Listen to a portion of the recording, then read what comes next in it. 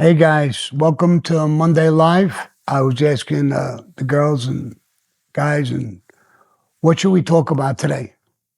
Nobody brought up anything, so we're not going to answer any questions and we're not going to do anything. We're going to sit in silence. Just look at me in silence. Just stare at the camera. Yeah, okay. We'll think of something. Whatever. Hey guys, welcome back. I hope everybody had a wonderful Thanksgiving. I see that a lot of you guys took advantage of the holiday sale. Great. Tonight is the last night, so make sure you guys get it at those discounted rates. We've got a lot of discounted stuff on the shop right now. So please get in there. They will go back to regular pricing tomorrow, unless we feel like being generous. Let's get into some questions. I have Kenneth Sponberg said, Sammy, it being the holiday season, can you describe what an Italian Christmas was like at the Gravano house? What kind of food do you guys eat and what traditions did you celebrate? Well, Christmas is, a great holiday. It's a religious holiday. Catholics, Christians and stuff. It's a great holiday for them. It's really a good holiday for the Jews too, because they have a holiday, Hanukkah right around the same time as us. The food was great. We ate everything you could think of: lasagna, raviolis. I mean, just on and on and on. There was everything. Chestnuts.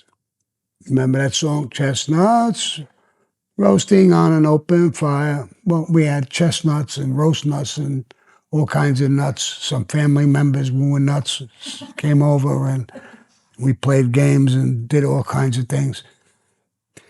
So Christmas was a big deal in our house, and probably all Italians felt that way, because I know all my friends. It was a big thing.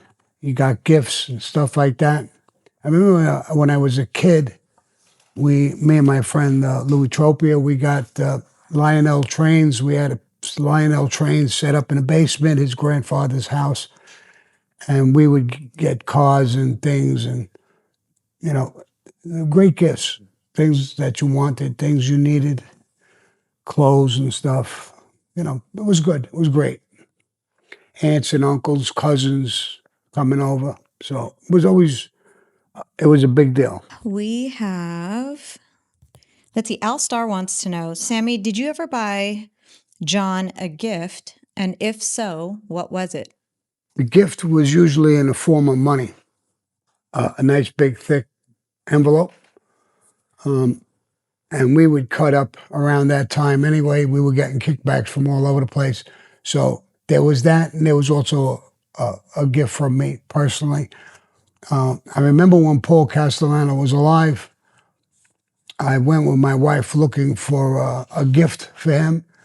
And we went into a place, and my wife picked out, it was a big vase with butterflies, dead butterflies put on a tree. Beautiful butterfly. It was beautiful. So I said, for real, I'm going to bring that to his house as a Christmas gift. She said, he'll love it. His wife will love it. And so I bought it. Now, people were buying him a Mercedes-Benz, giving him 10, 20,000 and I came in with butterflies. I wanted to kill myself sitting at the table. It was, but believe it or not, he called his wife over. She went bananas over it, and she got it right away. Thank you. She gave me a hug and a kiss. So as you know, he I think frowned a little bit. There's no envelope, so But John, it was cash basically, and we had trouble. The Castellano hit was right before Christmas, and then we had a rough life after that hit. He took over. We took power of the thing, and it was a rough time. We only lasted 4.5 years, and we were in jail. And I enjoyed Christmas in jail because I didn't have to buy nobody a Christmas gift. So I saved a lot of money. Redman wants to know, Sammy, since the Thanksgiving holiday just passed, how was Thanksgiving Day spent when you were a wise guy? around Paul and John. Also, who is the guy in the picture and what were you doing with your hair? Oh, this picture? What was I doing with my hair? I don't know. I looks like I used a vacuum cleaner on it. This is a real young picture of me, and I was with a friend of mine. You want to know something? I saw this picture a gang of time, and everybody said, "Who is that guy?"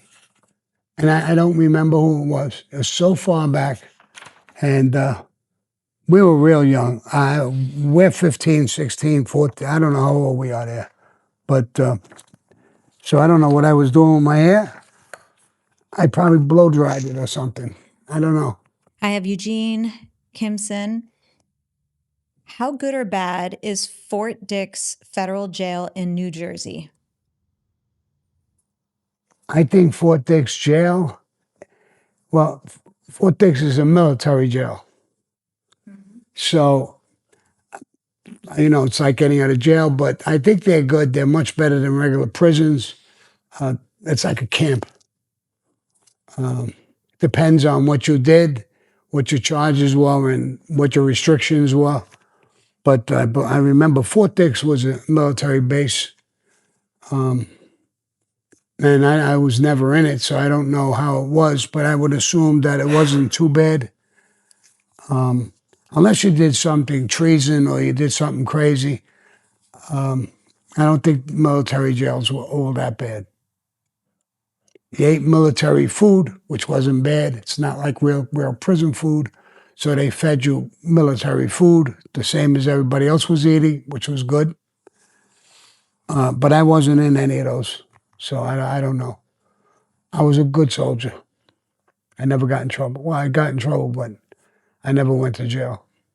Okay, I have a follow-up comment from Eugene as well. He said Johnny Keys suspected something he had a gun. Well, yeah, he did have a gun.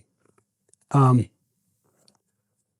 and, he really wasn't supposed to have a gun. And, you couldn't die just for something like that. You know you're going to go meet a boss.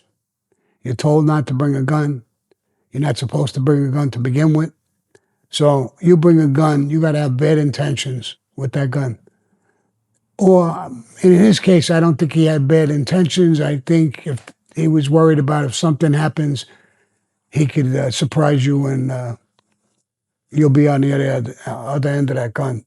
But it didn't work for him. Jordan Armstrong in the super chat. How you doing, Sammy? Love the content. Thank you. He said, did you ever give Neil Delacroix that game of pinochle? Did I ever get back to Neil with that game of pinochle? The truth is, not that particular game. I didn't get back to him. Paul actually resented that I went there, and I didn't think I did anything wrong. I went to see the underboss, and he loved playing pinochle. He told me to sit down and play pinochle. I played with him. He was a great guy, but I didn't finish that game. But I did on occasion. A couple of times I went down and I played. When he came in, he was a great guy. I tell the guy, get up, Sammy, sit down, come on. I beat him once or twice, and he wanted to beat me, so we played pinochle a couple of times after that time. But it wasn't my regular hangout. Dylan McNamara, no question or comment, just a kick up to you, boss. Thank you, Dylan. I have DP McLean. If you could assemble your ultimate dream team administration from among anyone you knew in the life, who would you have as boss, underboss, and consigliere, and what are your reasons for each? I think when we took over from Castellano, I would have preferred Frankie DeChico. He was a tough guy, a man's man of his word. But he was for the underdog all the time. He cared about the underdog. He was fair, and he was super tough. So to me, he was like a big brother. So that would be good. Now, if I had it my way, I would have been his underboss, and a Kunzier. There's a lot of guys I could pick. Stymie never became a made guy, but if Stymie was a made guy, I would love for him to be a Kunzier. I mean, he was really a loyal, good guy, smart, tough. He had all the qualities. So that would be my thing. And I even told Frankie the Chico, if we do this move, you become the boss. Not that I said I would be on the boss, but I wanted him to be the boss. But he refused. He said he could be John Gotti's underboss. He couldn't be the other way around. Dylan McNamara back in the super chat. Hey, Sammy, by any chance, did you know a man named John Quinn? I think he did something that has to do with cars. John Quinn? No, I don't think so. Zos Vega wants to know, Sammy, in Underboss, you mentioned that a Beatles song was playing during the Joe Colucci hit. Do you remember what that song was? Let It Be by the Beatles.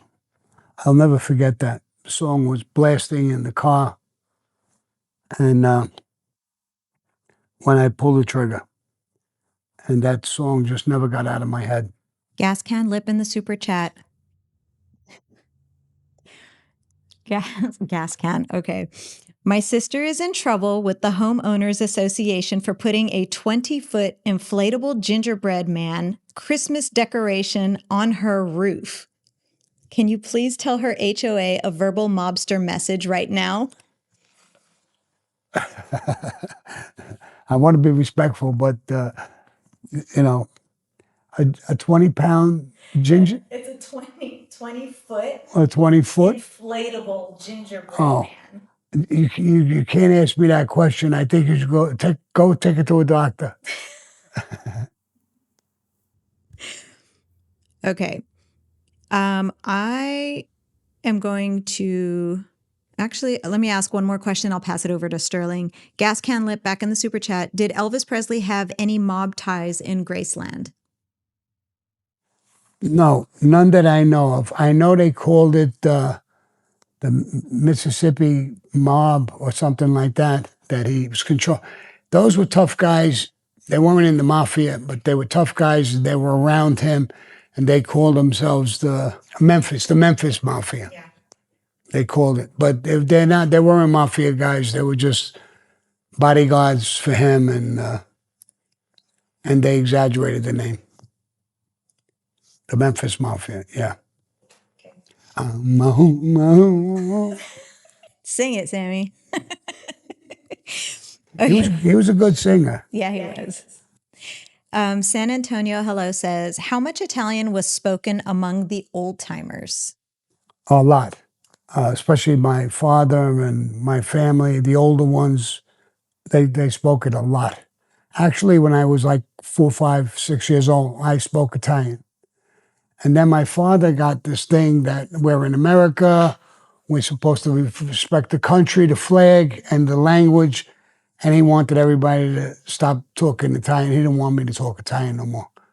He meant it in a good way, a respectful way to the country. It was a good thing. But after that, I lost the language. We stopped talking. They stopped talking to me. They spoke broken English all the time. Sammy, come the fuck over here. What's wrong with you? But they stopped talking Italian. Okay, I'm going to pass this over to Sterling so she can get some TikTok and Instagram questions in. Hi, El Gato. Hello, everybody in the chat. I see you guys. I can't respond to everybody, though. All right, first question from Lauren on Instagram.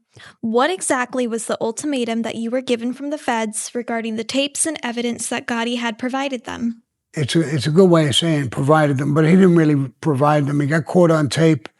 It was a dumb move. He had to know that we were always under watch. You're not supposed to be talking, but he was talking his head off. What did I say to the feds when I heard those tapes? I knew we were dead. He talked about everything, killing people, everything, me, him. He talked about Tommy Gambino, about Shylock, and he got pinched too. Frankie LaCasio was pinched. We all got pinched. We all got buried on those tapes. Did John ever buy a gift for people who supported and promoted him? Just wondering if he ever gave back to you with appreciation. He gave me a watch, an autographed watch. To Sammy the Bull, love John Gotti.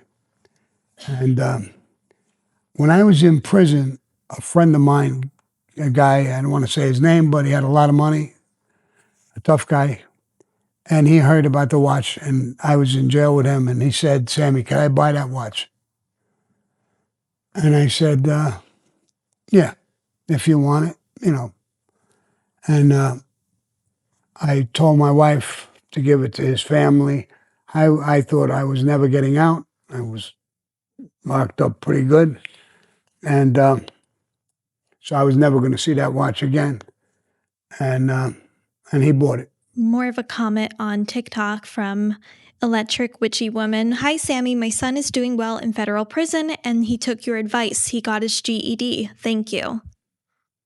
But that's good. That's a good thing. Now, there's other courses you could take. You know, I took a lot of crazy courses. Cooking course one time. You learn how to cook. You know, it's a course. You go sit with the guys. A lot of those courses I took, I just went to another room, wanted to get away from everybody. Me and a couple of friends, we sat there and we watched videos on different things. One was a cooking course. And there was a few courses, a few different courses. And so I did that a few times. This one's kind of interesting from Rebecca on TikTok. In your opinion, was my grandfather likely in the mob if he was a doctor and treated known mob members? No, not because he's a doctor treating them. But a lot of doctors were friendly with us, and but they weren't in the Mafia. They were doctors. Next question. Did you know Ralphie Bones? That's my great uncle. Ralphie Bones?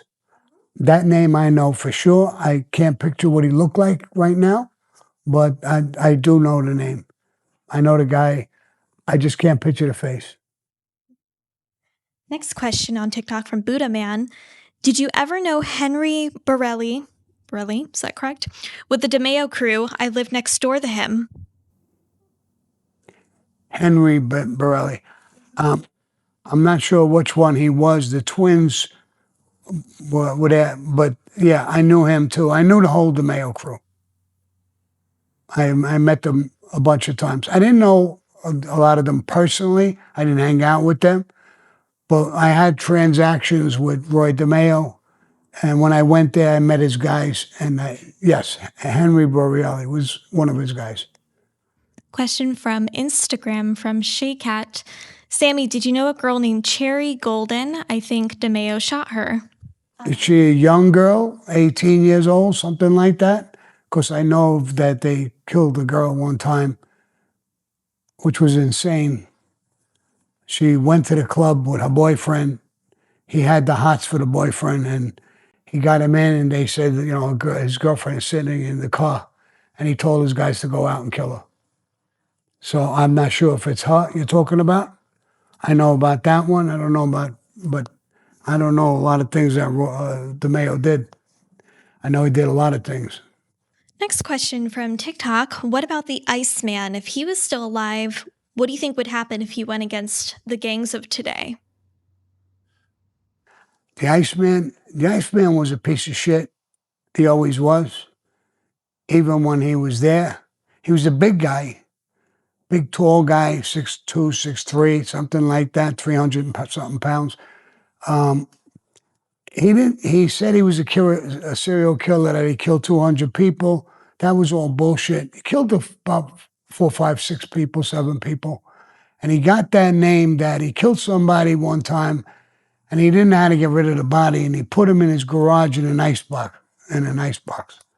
And he froze. And then when he went to get rid of the body, he dumped it. When the police found it, they knew it was frozen for days or weeks. And that's how he got the name the Iceman. But he was a piece of shit. Yeah, ShayCat said that was the 19-year-old girl. It was the 19-year-old girl? Yes. You got some questions, Amita? That was a sin. And she had no crime. She did nothing wrong. She was just there. And I guess he couldn't let her go. He could have just stopped the hit and said, let him leave. I'll catch him at another time. Not to kill this fucking young girl. I don't know what the boyfriend did, that he had the hots for him, but that was the male. But that was a horrible hit. Okay, back in the super chat, I have El Gato. No question or comment, just kick up to you. My man Elgato. Anubis, Sammy, when he ran the gasoline tax scam, Michael Francis must have kicked up millions. Why was he accused of holding back and summoned to a meeting where an associate was waiting to make his bones? Make his bones, meaning waiting to kill him. I don't know if that actually happened, but his father, Sonny Francis, was in jail, and supposedly they reached out and said that he was holding back or he was doing something wrong or whatever, and Sonny said, God, kill him. And he never got killed, so he got lucky and he left the life. But something like that. I have Bubba in the super chat. Much respect to you. Among organized crime syndicates, who was more difficult to deal with, Jewish, Irish, or Russian? I think the Irish, they were great. They were tough guys. When you drink, you could go out drinking, having a good time with them. Before you know it, when they get drunk, they get nasty and they get uppity and, but they were good. I dealt with the Russian mafia. They were perfect with me. So, and I did deal with the Jewish mafia on occasion, and they were tough people. They in Israel, when they're kids, they go to school. As soon as they graduate, they go right into the military, and they're constantly being attacked. They're fighting, and so when kids grow up like that all their life, they're pretty tough. There's a couple Asian gangs that were like that. There was a Vietnamese group of young guys who were in New York, in Chinatown, right near Little Italy, and these motherfuckers would come in and shoot the whole joint up. But they come out of a mentality of being in war all their lives. And you get a lot of people like that, a lot of countries where people grow up like that. So it's not a hard, they're tough. It's not that they're in the mafia, but they're tough, they're ruthless. A question from Wesley Zane. Can you explain the major difference between underboss and consigliere? Well, number one, the boss is number one. The underboss is number two. If anything happens to the boss, the underboss takes over. The consigliere is more of like a lawyer. He knows Cosa Nostra, and he goes around in sit-downs with other families to work out beefs and stuff like that. He's pretty smart. I was the consigliere for a little while, then I was the underboss. The underboss is a much more powerful position.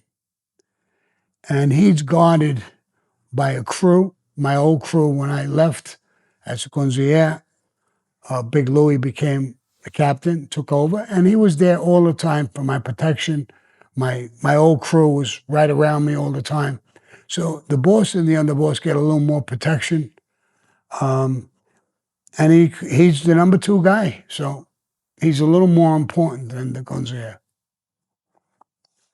And the consigliere is more of a mouthpiece, more than... Hollywood 2108 says, have you ever been to Buffalo, New York?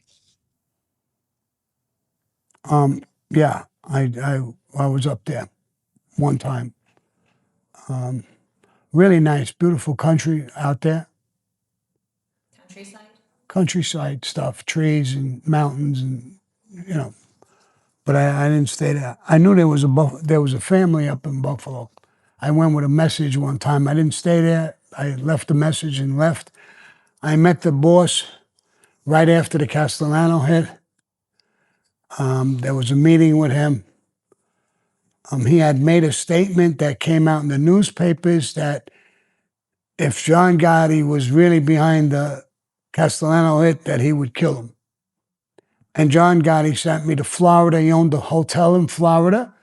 His son was the underboss. And I went to meet them. And I was taken up into the hotel on the mezzanine floor. The door opened. I got out. There was 4 or 5 bodyguards there for him. He was sitting down there with somebody. I was introduced as a captain to him. And the first thing out of his mouth, he was pretty mouthy. And he said, tell John Gotti, don't believe what you read in the newspapers. I didn't say all that bullshit, but, you've got to watch your son. I said, listen, he didn't believe that. I said, if he believed that, I wouldn't be sitting here and you'd be dead already. And he looked, I'll never forget the look he gave me. He didn't like what I said. And later, the meeting was over, and I took a walk with his son, who was the underboss, and we walked by the ocean to talk, and he walked me, I told that story, walked me into the water. He never stopped walking, the fucking guy. I got up to here with water. I said, bro, are we going to, they can't catch us on bug. A couple more feet, I'm a short guy, I'll drown over here. Where are you going to go? Let's turn around and go back. And then he saw the video I did, and he got in touch with me, believe it or not, and said, Sammy, I owe you shoes and pants, and, so we laughed about it. But if the old man is dead, I think the son may still be alive. He took over, and he may still be alive. I lost communication with him a very long time ago. Stay Cool said, Sammy, I hope you had a great Thanksgiving. How come there has never been a major city other than New York that had 2 families? Because when they came from Italy and they settled in the country, a lot of families settled in New York for some reason. New York was the bomb. It was the place to go. And then families went into different places. And they had one family. One family worked out, I think, better because they're not arguing. And even if they are, if 2 many guys are arguing, the boss settles it in 5 minutes, or the consigliere, they settle it in 5 minutes. When you're into family and 2 different families and you're arguing, then sometimes that arguing gets out of control. Sometimes it don't stop. One family, it's a little more easy to control the thing. And that's how the big bosses came from New York. That's how the commission started. Lucky Luciano started the commission. And New York had a lot of bosses, a lot of different families that came from Italy. So if different families from Italy came here, and they split up, and they're all different families. So if one family comes in and they're in Louisiana, it doesn't have to, it grows, but it stays within the one family. Who the fuck wants to go to Louisiana anyway?